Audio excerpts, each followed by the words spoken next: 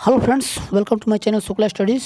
तो फ्रेंड्स, जैसा कि आप सबको पता है कि आरआरबी एनटीपीसी सीबीटी 1 का स्कोर कार्ड जारी हो चुका है और सारे भाइयों ने अपना चेक कर भी कर लिया होगा।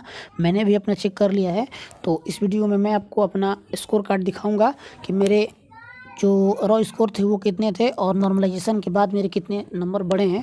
तो वो चीज़ें मैं आप लोगों के साथ शेयर करूंगा। और मैंने जो क्वालिफ़ाई किया है वो लेवल 3, 5 और 6 में क्वालिफ़ाई किया है। लेवल 4 का तो मेरे बोर्ड में लेवल 4 का कोई पोस्ट नहीं था, तो लेवल 4 में मैंने तो क्वालिफ़ाई नहीं किया, था ही नहीं। और उसके बाद अगर बात करें तो लेवल 2 में मैंने क्वालिफ़ाई नहीं किया है। इसमें कट ऑफ थोड़ा सा और ज़्यादा हाई था, क्योंकि आपको पता है कि लेवल 2 और लेवल 3 10+2 क्वालिफ़िकेशन था, तो इसमें हाई कट ऑफ और भी ज़्यादा हाई कट ऑफ गया है। तो इसमें मैंने लेवल 2 में क्वालिफ़ाई नहीं किया है, लेकिन मैंने लेवल 3, 5 और 6 में क्वालिफ़ाई किया है।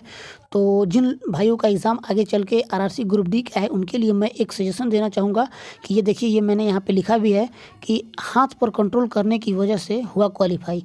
इसका मतलब क्या है? तो इसका मतलब ये है कि आप जब भी क्वेश्चन अटेम्प्ट कर रहे हैं तो आपको अपने हाथों पे बिल्कुल फ्रेंड्स कंट्रोल रखना है। जो क्वेश्चंस आपको आते हैं मात्र उसी को आप सॉल्व करें। आप तुक्का बिल्कुल ना लगाएं फ्रेंड्स, क्योंकि ये देखिए, अगर मैं तुक्का लगाता तो शायद आज मैं भी क्वालिफाई नहीं होता। तो ये मैं क्यों कह रहा हूँ? क्योंकि देखिए, जैसे ही मैं पेपर जो मेरा, अगर मैं पेपर की बात करूँ तो मेरा पेपर 16 फरवरी को था। 16 फरवरी को सेकंड शिफ्ट में मेरा पेपर था। और अगर आप लोगों के पास पेपर अगर उपलब्ध होगा तो आप देख भी सकते हैं पेपर का लेवल क्या था। और अगर आपके पास उपलब्ध नहीं होगा तो आप कमेंट कीजिएगा, मैं अपने टेलीग्राम चैनल पे अपना आंसर की जो है वो आप डाल दूंगा, आप वहाँ से भी देख लीजिएगा। तो मैं ये कह रहा था कि जैसे ही मैं अपना पेपर अटैम्प्ट करना शुरू किया था और 10 से 15 क्वेश्चन मैंने किए थे, तो ये चीज़ें मुझे आभास हो गया कि जो मेरा पेपर है वो थोड़ा सा टफ लेवल का है। क्योंकि इतना ज़्यादा मैथ्स और रीजनिंग समय ले रहे थे फ्रेंड्स कि मुझे ये चीज़ें मुझे देते ही पता लग गया कि थोड़ा सा पेपर का लेवल टफ है। अगर मैं जीके की बात करूं तो जीके थोड़ा सा था, जीके थोड़ा सा मॉडरेट लेवल का था, लेकिन जीके थोड़ा सा मॉडरेट लेवल का था, लेकिन मैथ्स और रीजनिंग इतने ज़्यादा कैलकुलेटिव थे, क्योंकि छोटा छोटा इस प्रकार के कैलकुलेशन दिए गए थे कि उसमें टाइम ज़्यादा लग रहा था। और वहीं पे मैं बात करूँ तो पजल दिया हुआ था, 2-3 पजल थे, तो वो चीज़ें थोड़ा सा समय ज़्यादा ले रहा था। इसलिए मैंने अपने हाथों पे कंट्रोल किया और जो चीज़ें मुझे आती थी मैंने उतना ही किया। लेकिन देखिए, उसमें भी थोड़ा सा मेरा एरर हुआ है।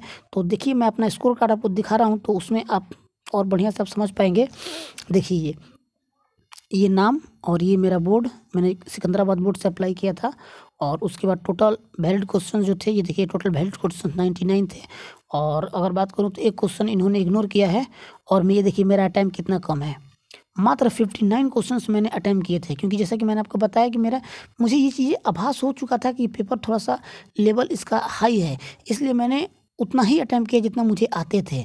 और उसके बावजूद भी देखिए, 9 क्वेश्चंस मेरे गलत हो गए थे। एक्चुअली मेरे 9 नहीं, मेरे 10 क्वेश्चंस गलत हुए थे, क्योंकि एक क्वेश्चन रेलवे बोर्ड ने, वो जो मेरा गलत हुआ था वो रेलवे ने इग्नोर कर दिया है, तो इसलिए ये 9 दिखा रहा है। और अगर मैं बात करूँ तो रॉ स्कोर देखिए, ये 56 रॉ स्कोर है। और प्रो रेटेड मार्क्स कितना है? तो एक क्वेश्चन गलत होने की वजह से ये थोड़ा सा मार्क्स 56 से ज़्यादा हुआ है। और ये देखिए, नॉर्मलाइज मार्क्स मेरा कितना है? 77। तो आप देख पा रहे होंगे कि ये नंबर में इंक्रीज़ कितना है? तो 21, अप्रॉक्स 21 नंबर्स ये मेरा इंक्रीज़ हुआ है। तो देखिए, ये चीज़ें क्यों हुई?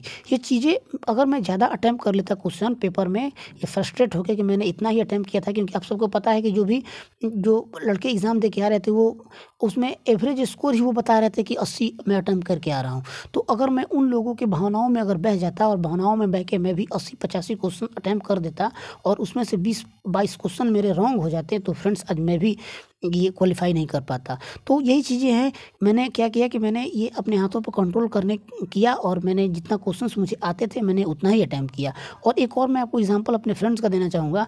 मेरा एक दोस्त है जिसने, अगर उसका जब आंसर किया था तो उसका 71 मार्क्स बन रहे थे, 71 मार्क्स बन रहे थे और मेरे 56 मात्र बन रहे थे।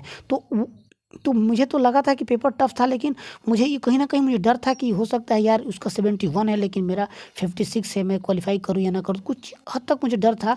लेकिन जब आंसर की ये जो स्कोर कार्ड आया है तो उसमें उसका 71 से उसके मार्क्स मात्र 5 मार्क्स इंक्रीज हुए हैं और ये 76 मार्क्स उसके बने हैं। और मेरा देखिए, मेरा 56 से 77 हुआ है। तो ये चीज़ें देखिए कितना ज़्यादा फ्लक्चुएशन होता है। जो पेपर टफ होता है और पेपर जिनका इजी होता है उसमें देखिए कितना फ्लक्चुएशन होता है। ये इसने भी क्वालिफाई किया है, लेकिन इसने भी ये दो लेवल है, उसमें मात्र 2 ही लेवल में क्वालिफाई किया, लेकिन मेरा 3 लेवल में क्वालिफाई है। तो ये चीज़ें आप देख सकते हैं, ये चीज़ें होती हैं। तो यही मैं सजेशन देना चाहूँगा, जिनका भी RRC ग्रुप डी का एग्ज़ाम है उनके लिए यही मेरा सजेशन होगा कि आप ज़्यादा से ज़्यादा क्वेश्चन अटैम्प्ट करने के चक्कर में ना पड़ें। आँख बंद करके आप क्वेश्चन ना अटैम्प्ट करें, जो चीज़ें आपको आती हैं बस उसी को अटैम्प्ट करना है आपको। और अगर मैं बात करूँ तो सिकंदराबाद बोर्ड का जो कट ऑफ आप सबको पता होगा, ये कट ऑफ आप जाकर देख सकते हैं। अगर मैं बात करूँ तो ये लेवल 5 की यदि बात करूँ तो लेवल 5 के तो हर एक बोर्ड में ही आपका कट ऑफ थोड़ा कम गया है, क्योंकि ज़्यादा सीट था लेवल 5 में। सारे पोस्ट को 3-4 पोस्ट्स हैं, तो उन सबको मर्ज करके उन्होंने बनाया है कट ऑफ। तो वो चीज़ें हैं, थोड़ा सा ये हुआ है। तो यही मेरा स्कोर कार्ड है, यही मैं दिखाना चाहता था आप सबको। तो अगर आपको इसमें कोई डाउट हो, कुछ अगर पूछना हो तो आप कमेंट कर सकते हैं। और ज़्यादा से ज़्यादा तक लोगों तक वीडियो पहुंचाएं और चैनल को सब्सक्राइब करें फ्रेंड्स। चलिए मिलते हैं अगले वीडियो में। Thank you.